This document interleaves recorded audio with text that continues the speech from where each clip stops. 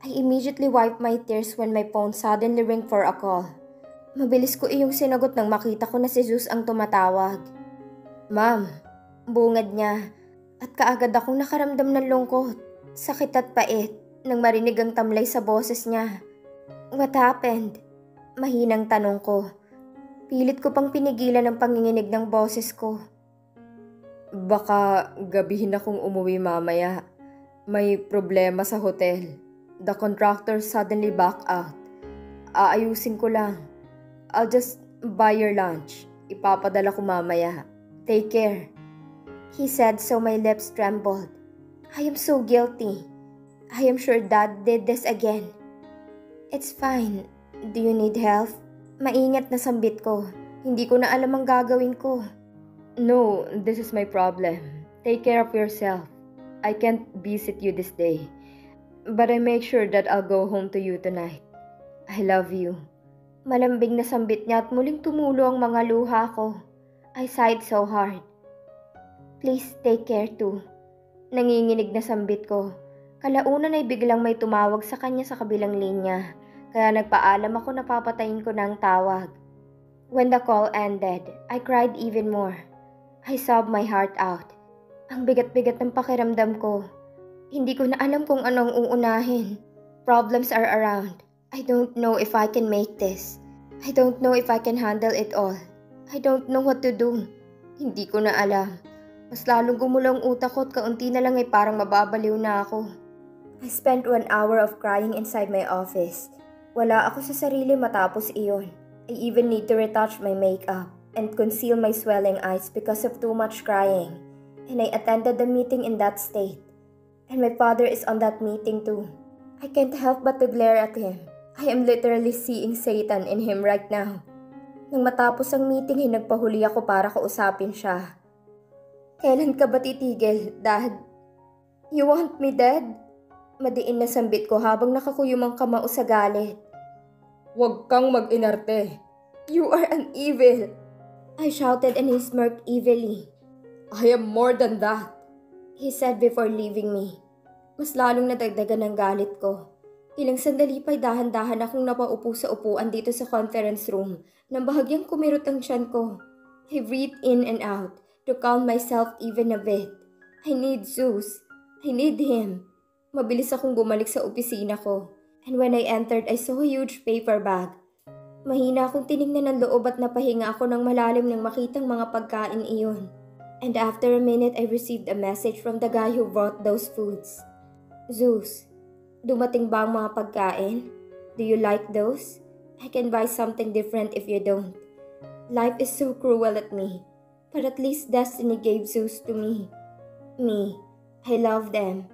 Kinain ko mga pagkain pinadala niya. At dahil doon bahagya nang bumuti ang pakiramdam ko. I managed to slightly use my head for work.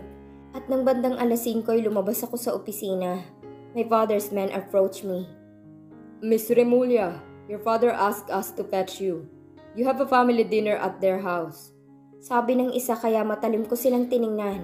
After a while I received a message from Mira. Mira, I am on my way to our house. Please be quick. Sumunod ka. Biglaan to. I sighed before nodding at my dad's bodyguards. Naglakad ako kasama nila at mabilis ko ring pinadalhan ng message si Zeus. Me. Zeus, I have a dinner at my parents' house. I'll just call you later. Matapos kong isend ang text na yun ay tinago ko na rin ang phone ko. Sumakay ako sa isang SUV na pag-aari ng mga magulang ko.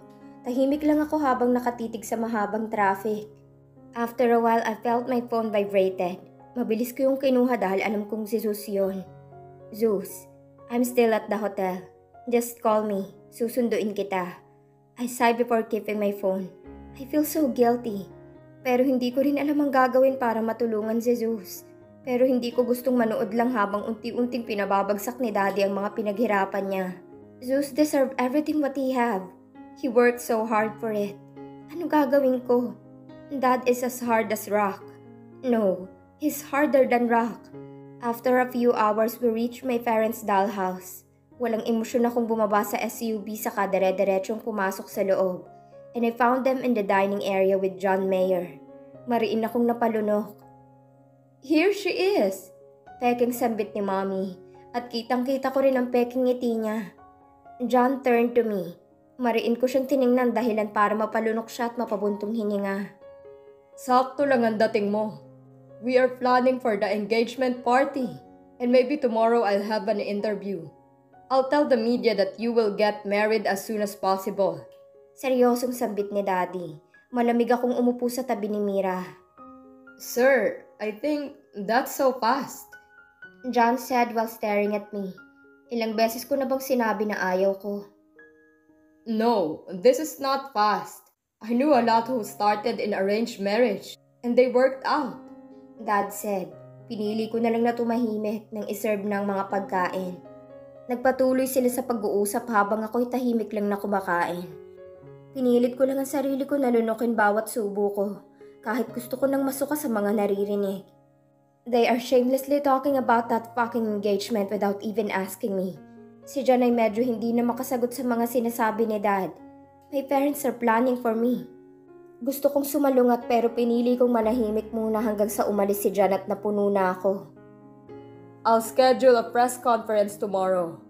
I will announce your engagement. Dad said so I met his cold eyes with the same coldness. Huwag kang gumawa ng kabobohan, Julia! Banta ni Mommy, kaya nakuyong ko ang kamao ko. I can't marry Mr. Mayor. Puno ng lamig na sambit ko.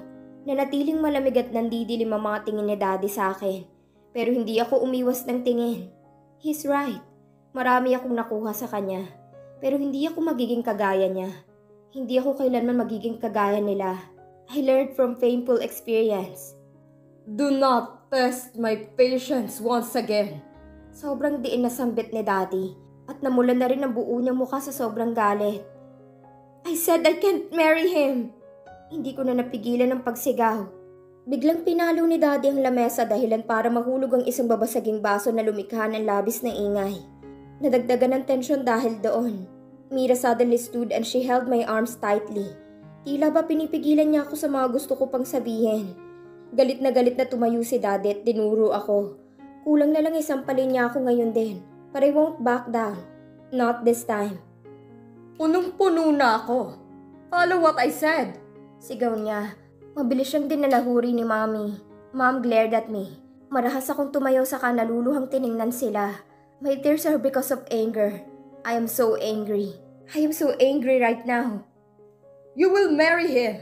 Dad shouted. Halos mabingi ako. Biglang tumulo ng tuluyan ng mga luha ko. I said I won't. Kailan niyo ba ako pakikinggan? Sigaw ko kaya muling pinalo ni Daddy ang lamesa at sinipa niyang isang silya. Julia, that's enough. Wala kang utang na loob. Mom shouted. All my life I followed you. Hindi pa ba sapat? Sigaw ko habang patuloy sa pag-agos ang mga luha ko. Wala kang galang! Mom spat so I managed to laugh sarcastically, even in this situation. Dahil hindi naman kayo kagalang-galang. Sigaw ko at matapos iyon ay bigla akong nakaramdam ng malakas na sampal mula kay Daddy. Nanuot ang hapdi sa kaliwang pisngi ko na sinampal niya. Dad! Mira trembled. Mas lalo akong naiyak sa kamuling nilingon si Daddy, gamit ang galit na galit kong mga mata. He doesn't deserve to be a father. Fucking disown me! I shouted. Dad clenched his fist. I am pregnant! I won't marry anyone if it's not my baby's father! I shouted and after that I received a slap from Dad again. Kung galit siya kanina, mas galit siya lalo ngayon.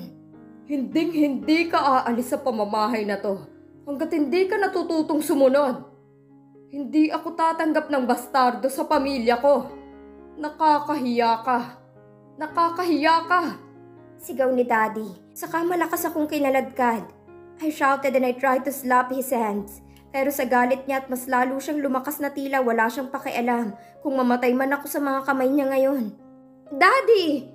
Mira shouted as she followed while Dad's dragging me upstairs. Get rid of that bastard! Galit na sambit ni Daddy. At nang makarating kami sa dati kong kwarto sa mansyon na ito, ay mabilis niya akong tinulak papasok. Mas lalo akong umiyak. I tried to escape but he won't let me. He's too strong. Hindi niya ako hinayaang lumabas. Let me go! Humahagulgol na sambit ko. Pero muli lang akong sinampal ni Daddy bago marahas na pinagsarhan ng pinto. Dad took my phone. I have no else to use to contact Zeus. He locked me inside my room. Kahit anong sigaw ko ay walang nagbubukas ng pinto. I'm totally hopeless. Ilang ulit kong kinalabog ang pinto pero walang kahit isang lumapit man lang. That made me tired and frustrated, so I put my palms on my chest before sitting on the bed. Makalipas ang ilang segundo'y dahan-dahan akong humiga para medyo pakalmahin ang sarili ko. I slightly closed my eyes and sleepiness visited me. Hindi ko na malayan nakatulog ako sa hindi komportableng posisyon na yon. Nagising lang ako nang marinig kong bumukas ang pinto. Mabilis akong bumangon at napalingon sa pinto. I saw a maid entered holding a tray of foods. Mabilis akong tumayo at noon pumasok si Mommy, kasamang isa pang katulong. I need to go. Matigas na sambit ko pero sarkastiko lang akong inisihan ni Mommy.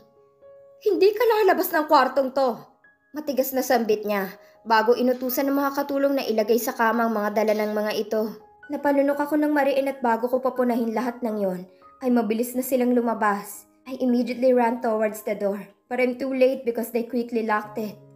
Malakas kong kinalabog ang pinto. I shouted Dad and Mom's name, but no one opened. Ilang minuto ako sa ganoong sitwasyon hanggang sa nawalan ako ng pag-asa at napadaus-dus na lang paupo sa sahig habang hinilot ang sentido ko. What should I do now? I need to go home. I'm going crazy. I need to call Zeus. Bahagyang sumakit ang ulo ko at nakaramdam ako ng pagduduwal, kaya mabilis akong tumakbo patungong banyo para sumuka. At hinang-hina ang katawan ko matapos yon. Kaya nang makalabas ako ng banyo ay agaran akong tumingin sa pagkain na dala ng katulong kanina. I swallowed before forcing myself to eat the foods. I need to get out of here. I need to get out of here. Pero hindi ko rin kayang pabayaan ang sarili ko ngayon. I regret telling them that I'm pregnant. My baby isn't safe. I am nervous. I need to contact Zeus. I need to see him. Matapos akong kumain ay tiningnan ko ang paper bag na dala rin ng isang katulong. I saw new sets of clothes and some body washes. Naikuyom ko ang kamao ko dahil sa mga yon. They are caging me for real here. Hindi ko na alam ang mga plano ni Daddy. Wala na akong maisip kung bakit niya nagawa ang ganito. This is way too far. Ayoko man pero hindi ko na kayang lagkit ng katawan ko. I took a bath and after that I tried to open the door but I can't. It's locked. Pati ang sliding door patungong balcony ay lock rin. I have nowhere to go. I am all locked here inside this four-cornered room. Inis na inis akong umupo sa kama. Ano nang gagawin ni Daddy? And where's Zeus? Bahagyang kumabog ng mabilis ang puso ko sa kaba nang maalala na baka nasa penthouse ko si Zeus. He's waiting for me. Napalunok ako ng maraming beses at posible rin na pumuntang mga tauhan ni Daddy doon. Mabilis akong tumayo saka naglakad ng maraming beses. I need to get out of here. Pero paano? I don't even know what time is it. Ni walang relo dito sa loob ng kwarto. Pero base sa nakikita ko sa labas ay tanghali na. Maybe around 10 o'clock in the morning. Napahilot ako sa sentido ko. What should I do now? I spent more than an hour thinking. Mas sumakit ang ulo ko kaya napadaing ako at tamad na humiga sa kama. Pero ilang minuto lang ang nakalipas ay narinig kong bumukas ang pinto. Bumangon ako kaya biglang nadagdagan ang hilo ko. Pero hindi ko yun ininda. I saw a maid with a tray of food and Mira on her back. Tumayo ako mula sa kama at tiningnan si Mira na hindi ko mabasa ang mga mata. The maid put the tray of foods on the bed, but I did not take my eyes from Mira. Nang makaalis ang maid ay doon lang siya nagmadaling lumapit sa akin. I need to go. Matigas na sambit ko pero pumikit siya ng mariin bago umiling. You can't. May guard sa labas nitong kwarto. Sambit niya kaya napakuyom ang kamao ko. Then, I can't stay here forever. They knew that I'm pregnant. Damn! I shouted. Napahilamos pa ako ng palad ko sa mukha ko. I am frustrated. I am panicking. I don't know how to escape. And Dad arranged an interview earlier. She started. Mas lalong nadagdagan ng kaba ko sa narinig. I have a hint but I wanted to hear it from her. Bumilis ang tibok ng puso ko at nanlamig ang mga palad ko. What? Mahinang tanong ko. Mira sighed. He announced your engagement with John Mayer and the collaboration of 2 companies, she added. Napalunok ako ng mariin at mas lalong lumakas ang kagustuhan ko na makalabas dito. Have you seen Zeus? Nanginginig na tanong ko at mabilis siyang umiling. I sighed once again. Ano nang gagawin ko? No, she said. I was about to request to borrow her phone, but the door suddenly opened and Mom went inside. Sabay kaming napalingon ni Mira sa kanya. She immediately raised her brow. Matalim ko siyang tiningnan. Mira, what are you doing here? She asked while staring at Mira. Mom, you don't have to cage her here, Mira said, but Mom smirked. We need to. She's hard-headed, Mom said. At kita kong bahagyang pagtingin niya sa tiyan ko, kaya nilagay ko ang dalawa kong braso sa tiyan ko. No. Mira, let's go, Mom said before turning her back. Mira followed her. Mariin ko silang tinitigan. Natuluyan silang nawala sa paningin ko'y biglang tumulo ang isang butil ng luha sa mata ko na kaagad ko ring pinunasan. What should I do now? Makakalabas pa ba ako dito? I ate the foods not for myself but for my baby. At matapos kong kumain ay nakatulog ako. Nang magising ako ay nakita kong madilim na sa labas. Dahan-dahan akong bumangon saka lumapit sa pinto. Alam kong imposibleng mabuksan ito pero sinubukan ko pa ring pihitin ang doorknob. But as expected, it's still locked. Wala sa sariling bumalik ako sa kama at nag-isip. Ano nang gagawin ko para makumbinsi si Daddy na palabasin ako? And what was Sue's reaction when he heard Dad's interview? Is he angry? Naisip ba niya na iniwan ko siya? Napalunok ako sa kaunti-unting pumikit. I badly want to cry.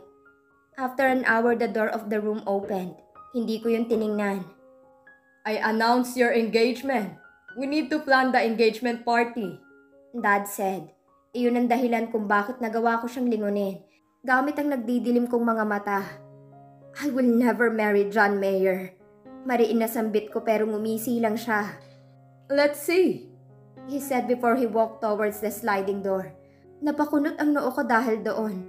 Pero nang makita ang pagngisi niya lalo habang nakatingin sa labas, bigla akong nakaramdam ng labis na kaba. Kaya kuryoso akong lumapit sa nakasarang sliding door patungo sa balcony. Kitang-kita mula dito ang labas ng gate ng mansyon. And my eyes widened when I saw what's going on outside. Parang sinaksak ako ng ilang ulit sa nakita. No! I shouted when I saw Zeus being punched by one of my dad's bodyguards. Mabilis na tumulong mga luha ko. No! No! Make them stop! No! I shouted even more when someone kicked him. Napaluhod si Zeus at muli siyang sinipa sa likuran. Napahagulgol na ako at hindi ko alam ang gagawin. Malayo man pero kitang-kita kong pag-agos ng dugo sa mukha niya. I shook my head while punching the glass door. I shouted so hard wishing that someone will hear my plead. Dad, no! Don't hurt him! Don't hurt him! No! Zeus! Humahagulgol na sigaw ko. Zeus tried to get up but someone kicked him again. Dad! Sobrang lakas ng sigaw ko. Saka binalingan si Daddy na wala ng reaksyon ngayon. I fled using my crying eyes. I shook my head over and over again. Don't hurt him. Maawa ka. Please, stop. Not Zeus. Not him. Umiiyak na sambit ko. Pero wala siyang naging reaksyon. He's just staring at me darkly. Muli akong napalingon sa labas. Zeus trying to get up. I cried even more. Kung may paraan lang para makalabas ako dito ay gagawin ko. I would run to him. I would hug him so tight so no one could separate us. No, no, no! I shouted and someone punched him. He punched back but my dad's men were too many and too strong. Gusto kong magwala. Gusto kong may gawin pero hindi ko alam kung ano. At paano? Dahil nandito ako. Hindi ako makalabas. I can kill him right now while you are watching. Malamig na sambit niya, kaya mas lalo akong humagulgol. No, please! No, no! Pagmamakaawa ko, hindi ko alam kung saan ako titingin. Kung kay Zeus ba na patuloy na binubugbog, o kay Daddy na alam kong maraming kasamaan na iniisip. Napasigaw ako nang bumulagta si Zeus sa labas ng mansyon. Sinipa siya ng isa sa likuran at tinadyakan. I cried even more before turning to Daddy. Hindi ko na makita na tao siya. He's completely demon in my eyes. I will do whatever you want. I will marry John. Huwag mo lang saktan si Zeus. Huwag mo siyang sasaktan. Sigaw ko pero wala siyang naging reaksyon. Nang muli akong mapatingin sa labas ay nanuot ang kakaibang takot sa akin. Nang makita ang pagtutok ng isa sa mga tauhan ni Daddy ng baril kay Zeus. Please, Dad, Please, huwag mo siyang sasaktan. I will marry John. Paulit-ulit na sambit ko. Nagmamakaawa na sana pakinggan niya ako. Nang wala siyang naging reaksyon ulit, ay unti-unti akong lumuhod sa harapan niya. Sinundan niya ng tingin ang ginawa ko kaya umiiyak akong napayo ko. I can't swallow seeing Zeus in that state. No, kaya kong lunukin lahat ng pride ko. I will surrender. I will give up. Just please, keep him safe. I want him safe. So bad. Please, don't hurt him. Susunod na ako. Susunod na ako.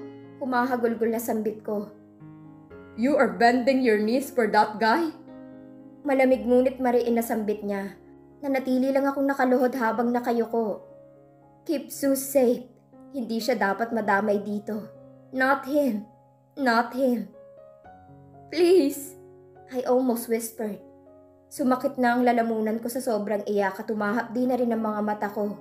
Pero hindi ko kayang tingnan lang na binubugbog si Zeus. Hindi ko kaya. I am so disappointed, Dad said before leaving me in that state.